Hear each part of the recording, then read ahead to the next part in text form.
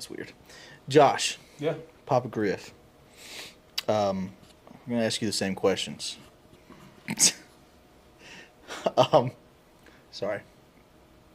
Where are you from? Are you from around here too, Yeah. or where'd you go to school?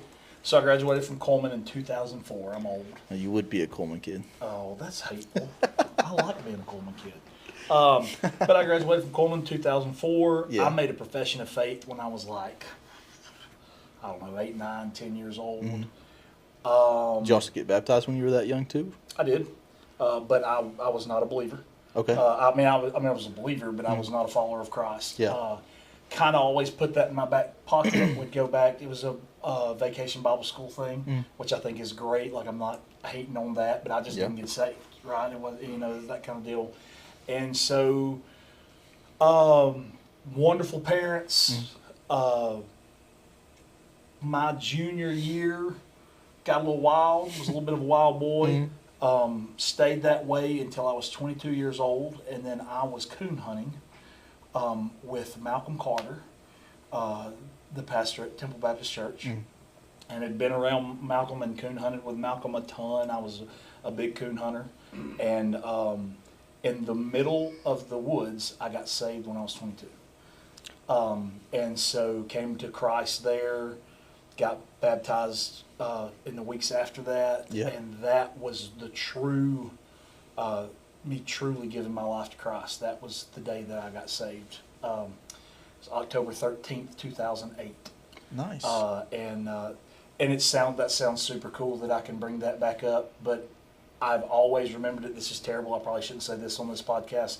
That's 2 days before bow season used to start in Alabama. Was October 15th every year. And so I remember I got saved 2 days before bow season started, but that was where I really started my walk with Christ. I worked at Van Sporting Goods. I had met Randy there, just him buying hunting equipment and bow stuff and that kind of stuff. And I've always been a talker, so he and I got to hitting it off. And then I went to work for him in January of 2009.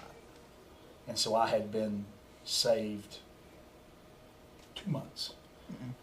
Was super raw, but he saw something in me, really, really, really took an interest in my walk with Jesus. Yeah. Had a ton of influence on that. And he still has a ton of influence on my life, but he truly was a friend that was a mentor, but never tried to step necessarily in a mentor's role.